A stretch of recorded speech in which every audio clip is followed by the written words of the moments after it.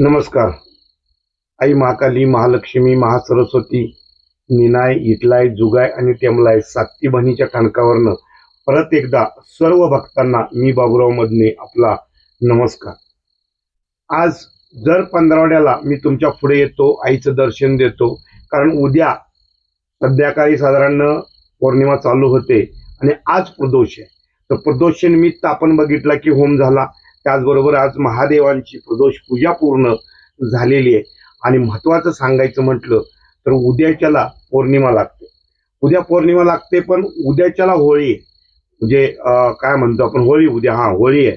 आणि होळीच्या दिवशी वरती उदगिरीवरती आईची यात्रा असते. ती वर्षाची यात्रा असते, प्रचंड अशी गर्दी असते. तर आज व्हिडिओ करतोय, उद्या शक्य झालं तर उद्याच्याला व्हिडिओ होईल, कारण उद्या गर्दी असेल. काही भावी भक्त जवळचे आहेत, आईला हार तुरा घेऊन येतात, काही मिठाई घेऊन येतात, आईचं दर्शन घेऊन जातात स्थानकावरनं. त्यामुळे उद्याच्याला तरी प्रचंड गर्दी असणार आहे. त्याचबरोबर उद्या सकाळी लवकर आईचा अभिषेक होईल, आहेर माहेर व्यवस्थित होईल आणि त्याच्यानंतर पूर्ण दिवस असा तिच्या पूर्ण यात्रेमध्ये निघून जाईल. स्थानकावर सुद्धा उद्याचा दिवस मानला गेला जातो. आणि त्याचबरोबर परवा दिवशी मित्रांनो, आपण काय म्हणतो की होळी झाल्यानंतर नॉनव्हेजचा दिवस वगैरे उद्याच्याला परवा दिवशी येणार. पण त्या दिवशी संध्याकाळी 3 नंतर काहीतरी ग्रहण चालू होते, पण त्याची वेध सकाळी 6 वाजल्यापासून चालू होतात. महत्वाचं, मी त्याच्यात पूर्ण वाचन नाही की बघितलेलं नाहीये, पण मी तुम्हाला एक विषय सांगतो की सकाळ 6 वाजल्यापासून साधारण 11 पर्यंत नॉर्मलचं वेळ आहे. 11 नंतर त्याचे वेध फुल चालू होतात. तर ज्यांना कुणाला बीपी असेल, शुगर असेल, त्यांनी सकाळी 6 ते 11च्या आतमध्ये नॉर्मल जी काय गोळी खाणं वगैरे जे आहे, जेवण घेणं वगैरे ते करून घ्या. जेवढं पाळता येईल तेवढं पाळा.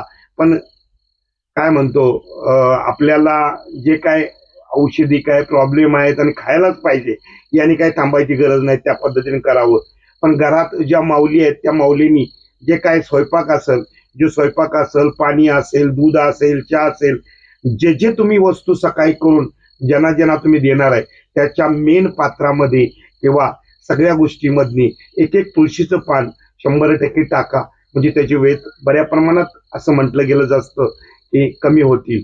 आणि त्याचबरोबर पूर्ण दिवस धुलवडीचा, परवादितचा हा पूर्ण अक्षरशः तुमच्या ग्रहणामध्ये जाणार आहे. त्यामुळे शक्यतो ते टाळायचा प्रयत्न करा, तो दिवस टाळायचा प्रयत्न करा.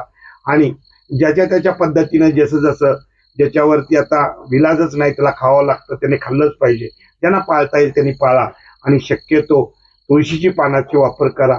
त्याचबरोबर उद्या आईची यात्रा आहे. ज्यांना जवळ कोण असेल त्यांना हार तुरा तिघींना घेऊन येता येईल, त्यांनी या, दर्शन घ्या. आणि मित्रांनो, आजची थोडीशी व्हिडिओ लांबडी झाली, कशी वाटली प्रदोष पूजा, आईचं दर्शन, हे नक्कीच कमेंटमध्ये सांगा. आणि परत एकदा मी भक्त बाबूराव मदने आज पुंदी गावातनं तुम्हाला परत एकदा नमस्कार, आईच्या वतीनं नमस्कार घ्या. व्हिडिओ कशी वाटली मला नक्की सांगा. आणि आईच्या यात्रेला मात्र उद्याच्याला नक्की पुंदी गावात स्थानकावर या बरं का. नमस्कार.